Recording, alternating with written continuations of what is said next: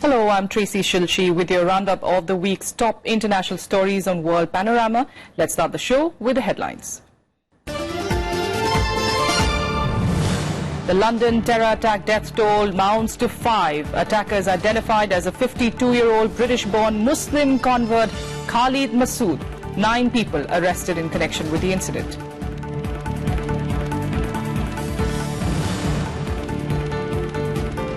The UK and the US ban electronics in carry-on luggage from the Middle East and North African airports amid terrorist bomb fears.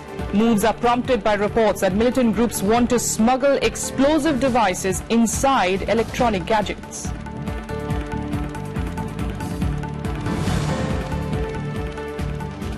Amid the travel ban chaos, yet another huge setback to US President Donald Trump. Congress withdraws his new healthcare bill. Despite opposition by his own party leaders, Trump blames the Democrats for the failure.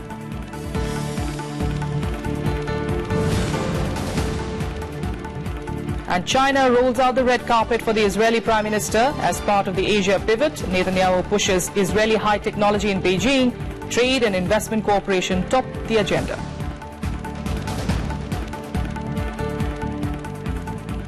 The big news this week came from London, where 5 people died and at least 50 were injured in a terror attack near the Houses of Parliament on the 22nd of March. The attacker, who was killed during the incident, has been identified as 52-year-old British-born Muslim convert Khalid Masood. 9 people have been arrested so far in connection to the attack, which has been claimed by the Islamic State. Here are all the details.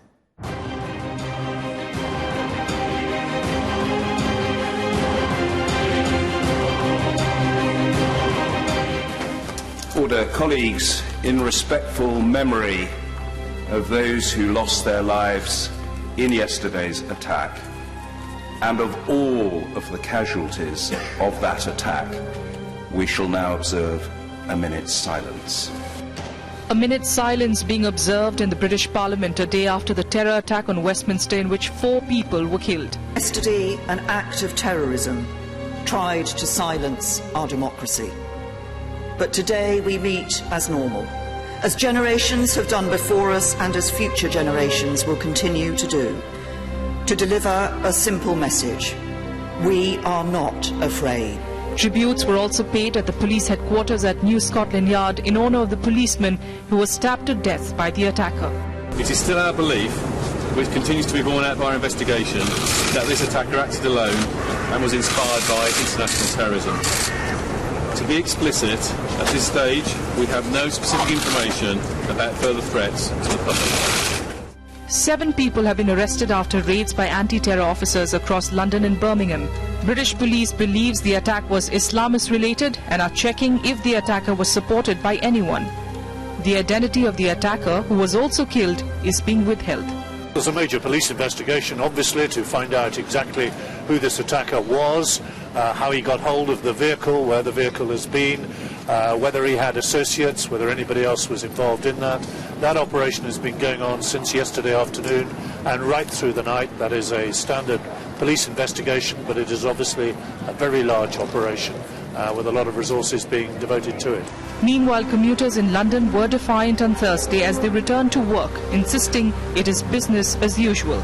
You know, it's fate, isn't it? I think you just have to go on with your life and as normal, and if something happens, well, yeah, what can you do about it? You've always got to go from A to B. And it just makes me more determined that these awful people aren't going to get away with it. Why should we stop living our lives the way we do for these nutters? The attack occurred at 2:40 p.m. local time when the attacker drove his car through the crowd over Westminster Bridge, running over pedestrians. He then got out of his car and fatally stabbed police officer Keith Palmer on the Parliament premises. It was the most lethal terrorist attack in Britain since 2005, when 52 people and 4 attackers died in attacks on the London Tube. Bureau Report, Raj Sabha TV. All right, for more on this story, the significance and the implications really on, as far as the UK is concerned, let's talk to former Foreign Secretary, Mr. Shashank, joining us in studio. Thank you so much, sir, for being here with us. Talking about this particular attack, symbolic, yes, because it happened right outside the Parliament, but audacious as well, isn't it? And, is that a worry really for UK authorities? The worry is that the European countries that are high alert against any kind of attack motivated by the Islamic forces because of large-scale migration which has been taking place. So many refugees have come into Europe. And we have seen attacks by lone wolf attackers, Yes. Especially using these big vehicles to crush the pedestrians. So generally, I think the authorities are quite mindful, and I'm quite surprised that the British could not prevent it or could not control it in time. Yes. Because later on we heard also a similar attempt made in Antwerp, and which was perhaps stopped before any damage could be done. Therefore, what happens is that, yes, UK is a democracy.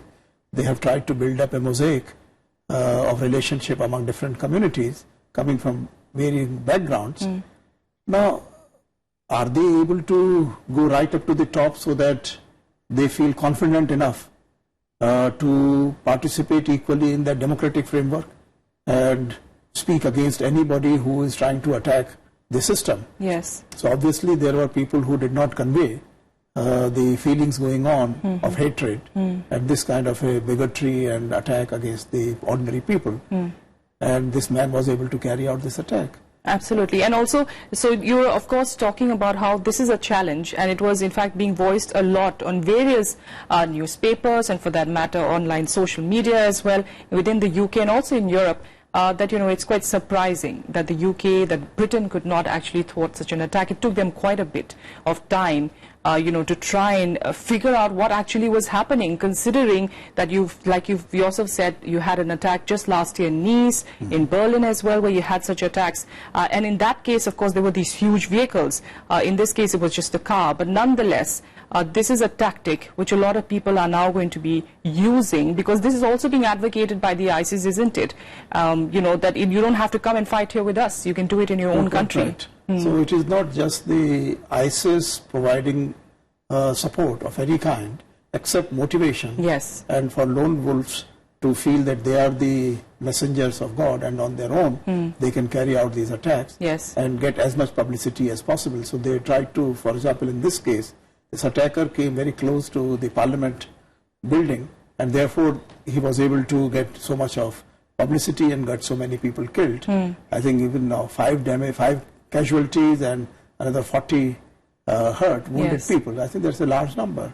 So I hope that these new people who have been arrested, 9 people apparently have been arrested, Yes. they would be able to give all the details about the kind of activities being planned Yes. in UK. And I am quite sure that for countries like India, it is also a message that, you know, in democracies, you have to be very vigilant. Absolutely. In the sense and Absolutely. keep everybody And fully. absolutely. That was what I was coming to next, because, you know, these are these very low tech, you know, you don't need any economic assistance at all in any way. You don't need weapons. You don't need special planning when you have to do an attack like this. And this is a concern which is, of course, across Europe now. But is this a fear that could be within Asia and even in India?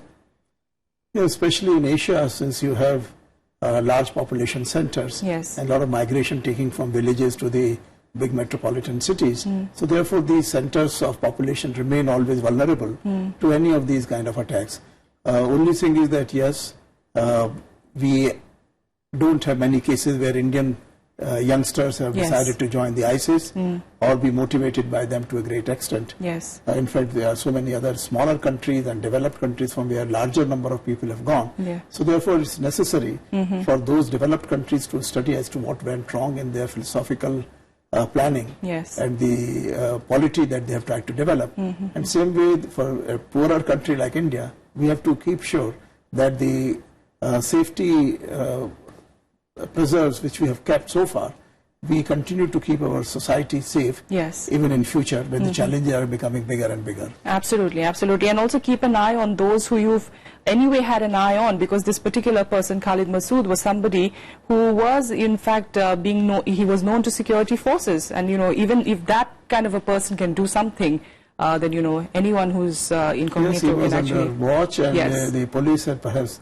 left him alone, thinking that he is not really dangerous enough. And apparently he was training himself to be able to kill even a policeman. Absolutely. So never let your guard down. It doesn't matter where you are, which country, but never let your guard down. And that's a lesson really for the security forces at least. Well, thank you so much, Mr. Shashank, for joining us. As always, give us a perspective really on this big story that we are continuing to track. In fact, as the weeks go on, we'll continue to track, of course, the developments on this front. Meanwhile, many world leaders condemned the attack and voiced solidarity with the UK after this attack. So here are some of those reactions now. Tragic. Give our thoughts and prayers to those victims. Awful what happened. I offer my heartfelt condolences to those who were killed and my sympathies to those who have been wounded. Terrorism concerns us all, and France, which has been hit hard these past years, will understand what the British people are suffering today. We work very, very closely indeed with our allies, including the United Kingdom and the United States and many other partners around the world. But we must be clear-eyed about the risk. It is real, and that is why the terror threat level is set at probable. South Korea strongly condemns the brutal attack against civilians that happened on the streets near Parliament in London. China expresses its strong condemnation for the attack yesterday in London, England, and offers deep sympathies to the innocent victims. Meanwhile, the US and the UK have banned laptops and other large electronic devices from cabin baggage on flights from certain countries. The flights include those from nations in the Middle East and North Africa, as well as Turkey. The US ban applies to 10 airports in 8 Muslim-majority countries, while the UK ban applies to 6 countries. The ban means travellers in the specified airlines cannot bring any large electronic device on board their aircraft. Instead, those electronics need to be stored in cargo hold. However, mobile phones have not been included in the banned items list. Various airline companies included in the US decision were given a deadline of Saturday to impose the ban. US officials say that an Al-Qaeda affiliate was perfecting techniques for hiding explosives in batteries and battery compartments of electronic devices. That led both the nations to impose the ban. Canada now is contemplating on it. For security for some people and other people none. It's not for everybody, right? And in the airplane, you have people from different nationalities. So the person who would do anything, he would carry his laptop and go to different airline, do it. So I don't know who smart made this decision. And now time for a short break, but still ahead. For the first time ever, Chinese People's Liberation Army troops joined Pakistan's Republic Day parade in Islamabad. That and more on the other side.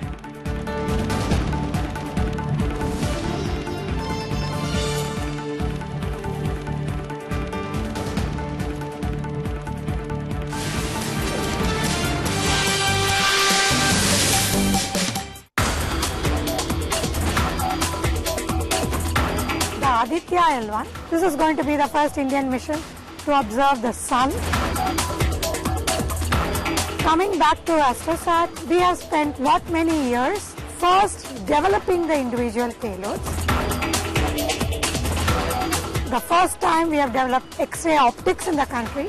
First time we have developed UV optics in the country. Watch Eureka with Dr. Sita Somasundaram, Program Director, SSPO at ISRO, only on Rajya Sabha Television.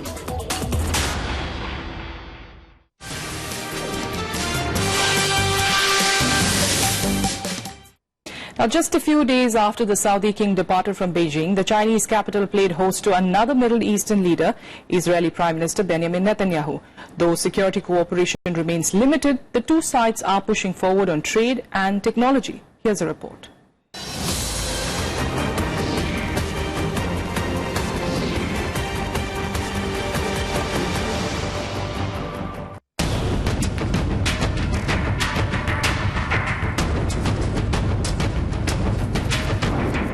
Chinese Vice Premier Liu Yandong and Israeli Prime Minister Benjamin Netanyahu at the signing of a series of cooperation agreements.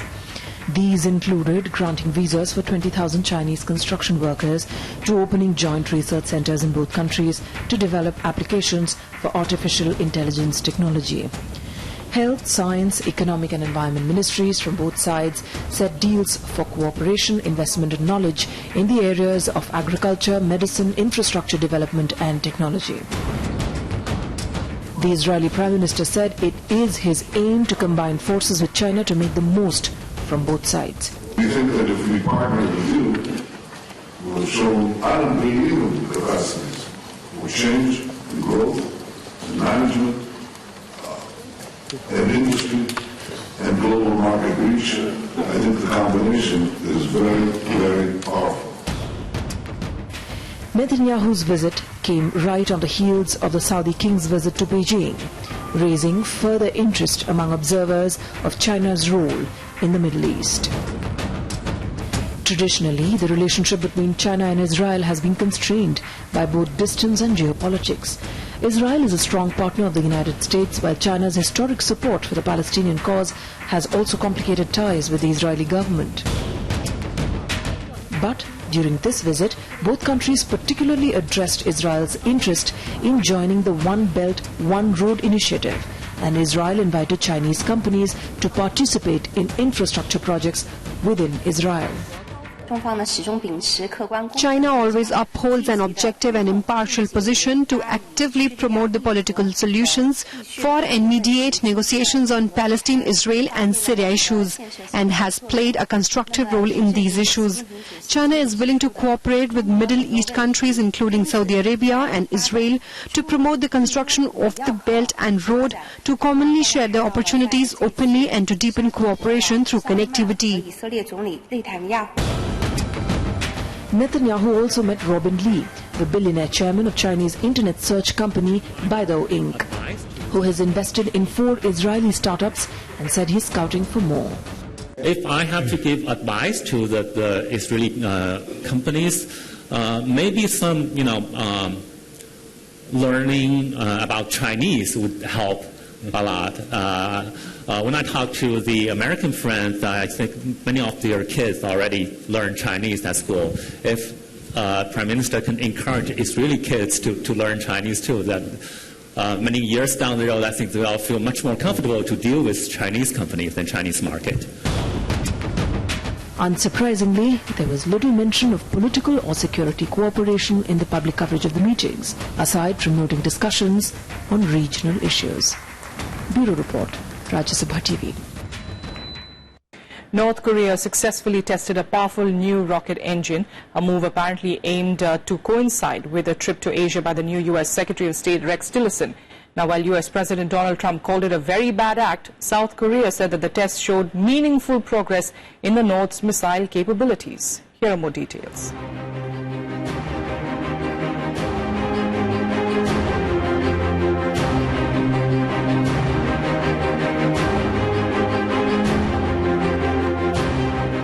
US President Donald Trump has said that North Korean leader Kim Jong-un was acting very, very badly just hours after Pyongyang conducted a ground test of a new type of high-thrust rocket engine.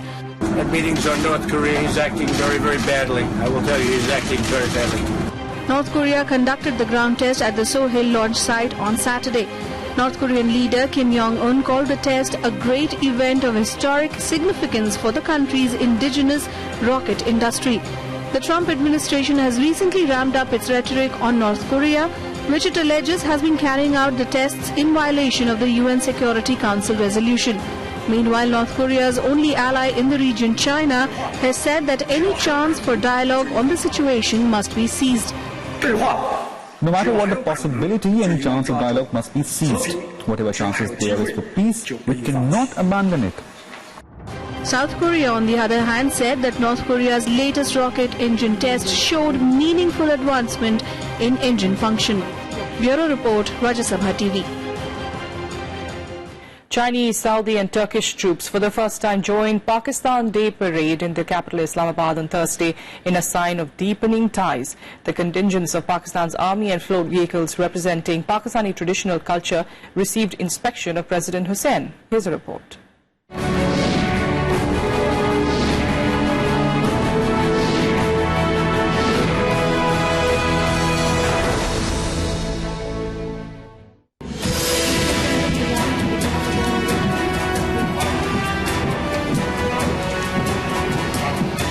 A contingent of the Guard of Honor of the three services of the Chinese People's Liberation Army made its debut on Thursday on Pakistan Day Parade in the country's capital of Islamabad.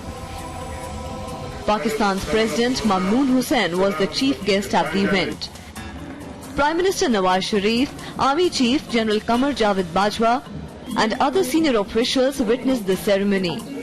Before Pakistan showed off long-range rockets, tanks and other military hardware, armed Chinese troops marched past Prime Minister Nawaz Sharif and General Qamar Javed Bajwa, the chief of Pakistan's powerful military. China's 90-member contingent came to Pakistan to feature in the parade at the invitation of the Pakistani side. This is good reflection of China-Pakistan all-weather strategic cooperative partnership. This is also good reflection of a deep friendship between Chinese people, army and Pakistan. Pakistan President Mamnoon Hussain said that it was first time that Chinese troops participated in a parade in a foreign country, terming it a historic event as the two countries embark on building vast infrastructure together. I'm happy that the contingent of Republic of China's People Liberation Army is also participating in today's parade.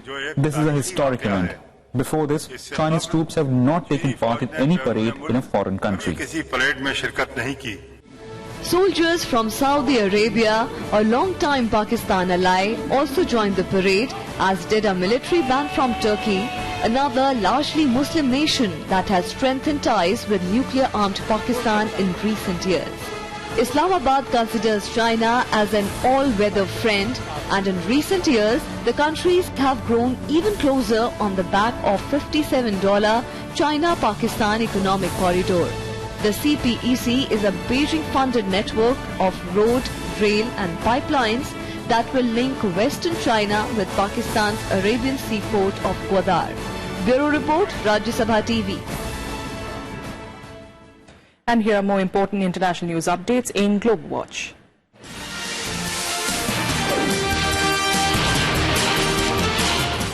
US President Donald Trump had to withdraw his health care bill after it failed to gain enough support to pass in Congress. House Speaker Paul Ryan pulled the vote after it became apparent it would not get the minimum of 215 Republican votes needed. The health care bill was drafted to repeal and replace the Affordable Care Act, or Obamacare. This was one of Trump's major election promises. Trump blamed the Democrats for not supporting the bill and added the next attempt will be a better bill. EU leaders will hold a special summit on April 29 to adopt Brexit talks guidelines aimed at making the split the least painful for the bloc. The meeting will come exactly 1 month after Prime Minister Theresa May formally triggers the 2-year process of Britain's departure. The meeting is a necessary step before the negotiations formally begin between Britain and the 27 remaining EU states. Former Egyptian President Hosni Mubarak has been freed after a 6-year imprisonment following his overthrow during the Arab Spring. The 88-year-old was released from a military hospital in Mahdi on Friday. Mubarak dominated the nation for 3 decades as president, but went through a series of criminal trials after being forced from office in 2011. He was sentenced in 2012 to life in prison for complicity in the killings of protesters during the January 2011 revolt. The United Nations raised grave concerns about reports of high civilian casualties in the Iraqi city of Mosul after reports that at least 200 people had been killed in an airstrike by the US-led coalition last Friday. The US military says the coalition was investigating reports of civilian deaths from a strike between 17 to 23rd March. Iraqi forces have been waging a months-long offensive to recapture Mosul, the last IS stronghold in Iraq, which has been occupied since 2014. US warplanes are supporting the Iraqi army's mission. More than 200 migrants appear to have drowned off the coast of Libya after 2 partially submerged rubber dinghies were found in the Mediterranean. A Spanish aid organization recovered 5 bodies floating near 2 capsized boats. The group said vessels have the capacity to carry 120 to 140 people each. Numbers of migrants trying to reach Europe from Libya via Italy have risen dramatically this year since the route between Turkey and Greece was effectively shut down.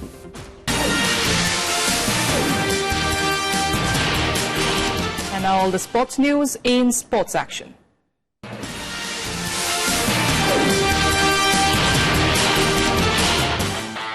Swiss tennis star Stan Wawrinka has backed 18-time Grand Slam champion Roger Federer to become the oldest player in history to seal the world #1 spot at the age of 35.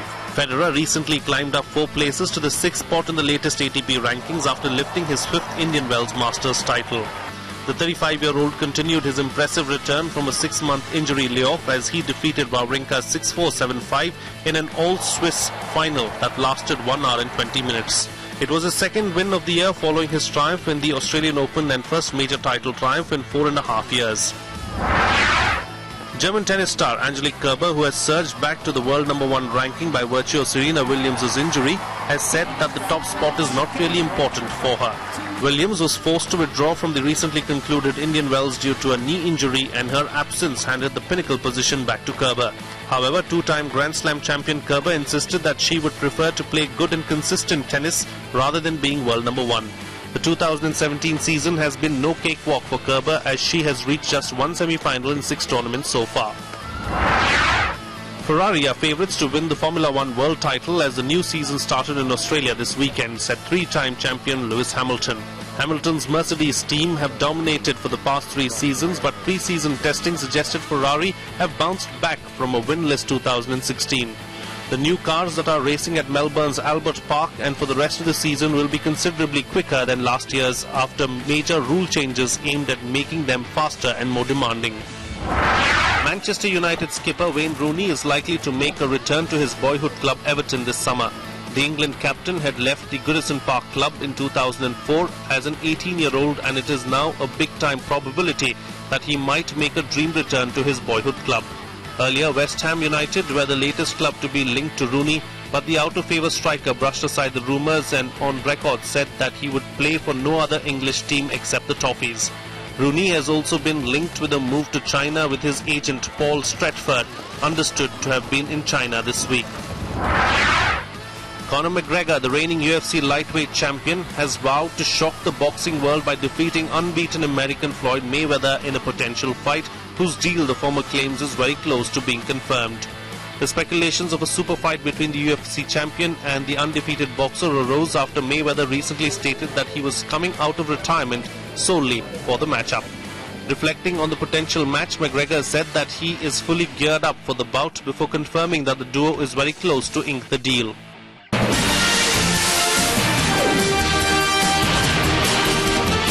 And finally, ending our show on a lighter note, we're leaving you with images of around 1,000 dogs and their owners taking part in a fun run in Manila to promote a more pet-friendly environment and responsible canine ownership.